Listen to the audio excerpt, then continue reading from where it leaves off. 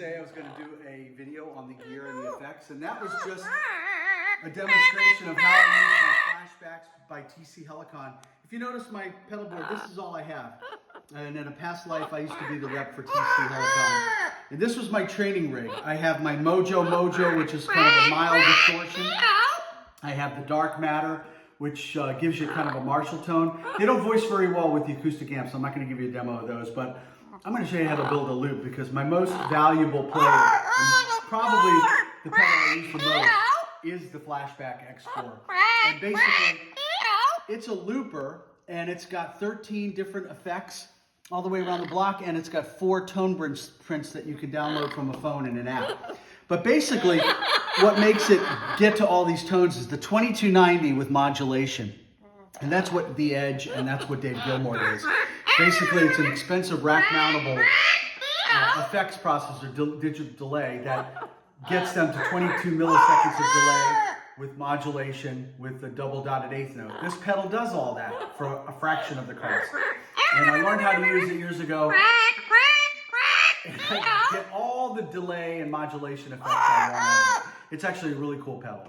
But anyway, like I said, in a past life, this was my pedal board. I've had it for years. It's all I use in terms of outboard effects. Everything else is built into the amps.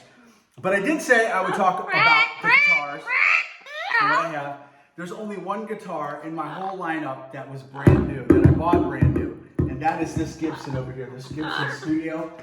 It's a songwriter studio with a mahogany back and sides and a spruce top. And it's got a LR Bags pickup built into it. This is the only guitar that I've ever bought new that I still own to this day. So we're gonna hang on to that. I played a lot of it in a lot of the videos. It's just a sweet sounding, deep bass acoustic that I'm letting age naturally. I don't collect guitars, I play on my guitars, every single one. So the next one, and I know you've seen this in a lot of videos. Well, let me talk about this one. This is a Washburn, and it's the SDF80. And there's an interesting story behind this guitar. It belonged to one of my dealers, and I watched this thing hang on his ceiling, on his wall for 14 years. Always saying to myself, man, I would love to buy it. And I eventually bought it after 14 years of looking at it on the wall. I absolutely love this guitar. It's a Heritage Sunburst. It's basically a thin body, like an electric, with a electronic pickup, similar to what's in the acoustic guitars, but it's an electric body. I absolutely love it. 60s neck, and you see it on a lot of videos. You hear it on a lot of videos. It's very spatial and acoustic, electric sounding, and very unique. So it has definitely marched up into one of my favorites that I own. So let me keep showing you. So this is the 12-string.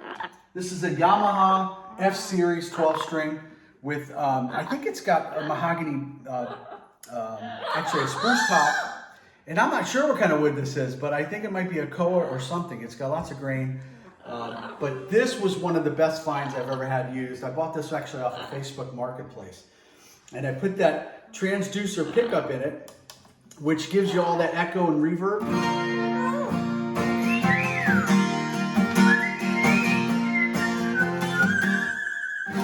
Anyway, it's got a pickup built into it that has effects.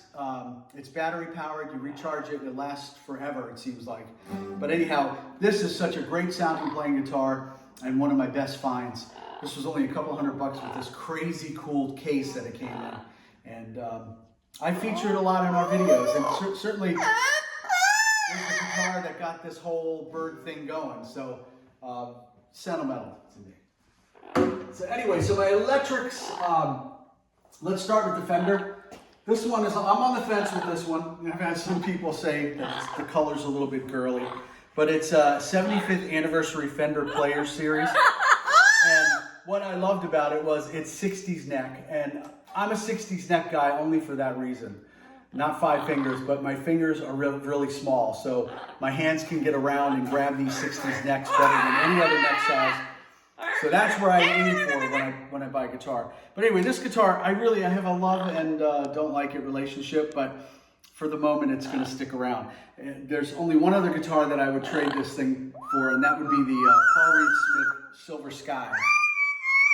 If somebody was going to give me what I have in it, sure, I'll go ahead, or maybe one day I'll give it away. Well, we'll see. But it's the 75th anniversary, Mexican-made Fender Stratocaster, and it sounds great, as you know in the videos, plays really great.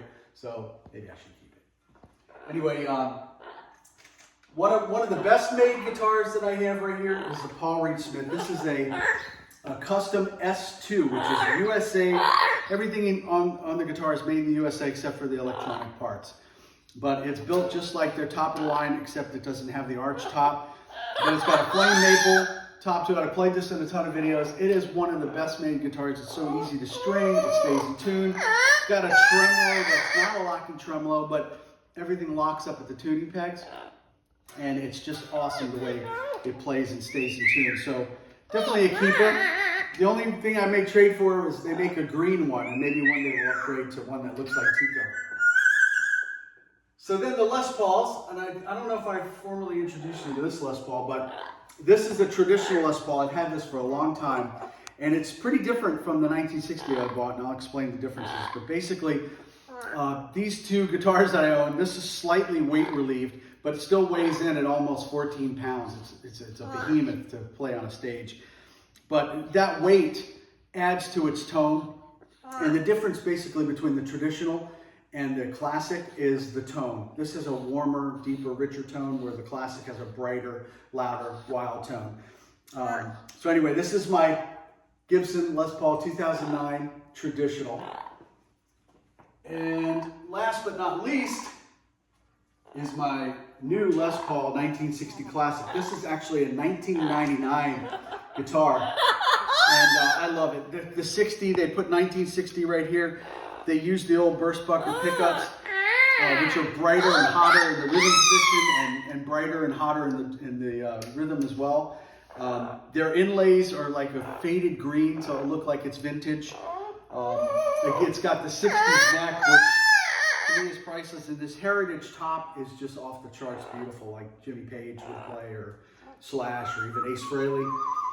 And the tone is just amazing. So I've restored a lot of the metal hardware and got it set up to my liking, and it's turned out to be a really great guitar. So real fast on the amps, I wanted to cover the amps. The amps are very important. We do not blast Tico out of here when we're playing the amps. I use an Acoustic Fishman Artist amplifier when I play the acoustics, and sometimes I run the Strat through it as well. It's got effects all on board, from chorus, delay, flanging, all of that is built on board. And I run the Strat through it once in a while. I think it brings out the Stratocaster sound. Somebody asked me the other day, why don't I bring some tube amps into it? Well, I have tube amps, and I'm not showing them here because they're too loud. Tubes take a lot of volume to get them to sound great, and I don't want to do that to Tico's ears. So these amps, not only are they on low, they're low wattage, but the MVP behind the electric tone is this little Yamaha THR-10, which is exactly what it is. It's 10 watts of power. And we don't want to lose it here. Let's turn it on. Anyway, it's 10 watts of power, and has two little 3-inch speakers, and it's got the meanest sound, right?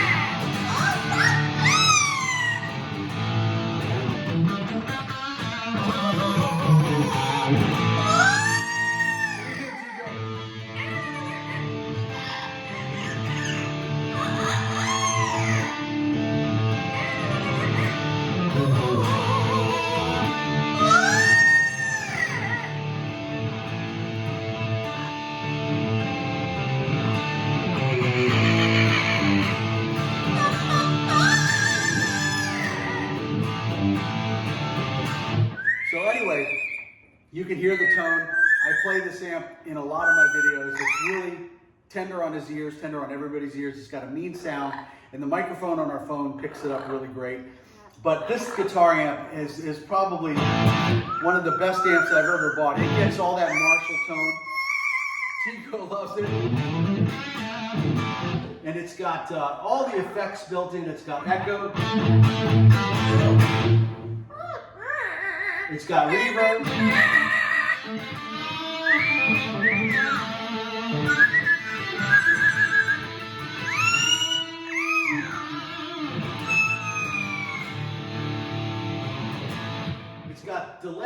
got flanger, it's got chorus.